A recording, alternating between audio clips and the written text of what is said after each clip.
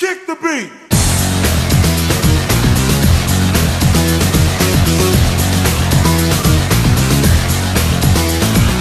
Hey guys, you're joining us here at Gamescom in Cologne for the Sony press conference wrap-up. I'm joined by GameSpot Australia's Dan Shapini. Welcome to the show, Dan. Thank you, sir.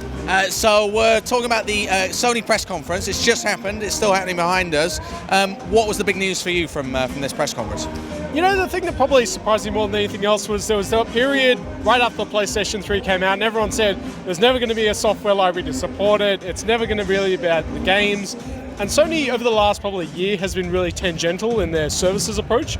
But tonight they showed off some pretty big titles and stuff that PlayStation owners and people that maybe don't already own PlayStations are certainly going to be phoning up for. Yeah. So chief on my list was the Insomniac news. You've got a new Ratchet and Resistance 3 as well, which they showed with a fantastic trailer. Yeah, both huge. And Ratchet & Clank is a major departure. Obviously, it's moving a little bit away from the Crack in Time and the Quest for Booty stuff that we've seen previously, and now it's more of a four-player action kind of all-in free-for-all, which is a huge departure. Yeah, neither were announced for release dates just yet. They were just showing them off. But the Resistance 3, I mean, that was a surprise. Insomniac's gone multi-platform, but they're still pledging allegiance to Sony. Oh, they're very much still Sony, and it was very clear. Ted Price came out and said that we're still very heavily supporting Sony.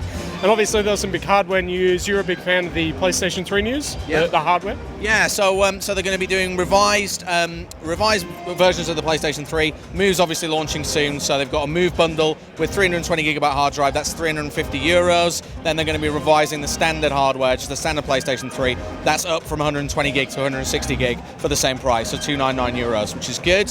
And also, yeah, they're going to be doing more stuff in our territory. So UK and Australia, there's ITV Player, which is the big commercial broadcaster in the UK, and Yahoo 7 for you guys. Yeah, Catch-Up TV has obviously been a huge thing, and they flashed up the ABC logo, and there are some huge numbers getting thrown around about people watching catch-up services like ABC's iView.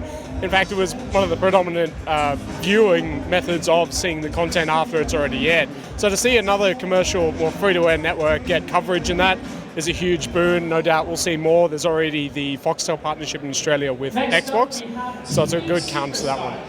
More broadcasters around Europe as well, partnering with PlayStation 3 to do stuff. Also, Play TV in the UK, which we have in the UK. I don't know if it's in Australia. We do. It's getting a social makeover, so you're going to be able to post what you're watching to Facebook, what you've been liking. Basically, it looks cool. Yeah, actually, that's a really nice little service. The current service, Play TV being able to record stuff, it's basically just a PVR, but being able to share the experience with other users, comment live over football games, for example, is the example we saw, is a really nice way to share that experience, as you said, with someone else. There's also a new independent movie channel coming called Mubi. It's going to have things like, hey, what did you spot in there? I saw Donnie Darko, I saw a couple of more obscure films in the mix as well.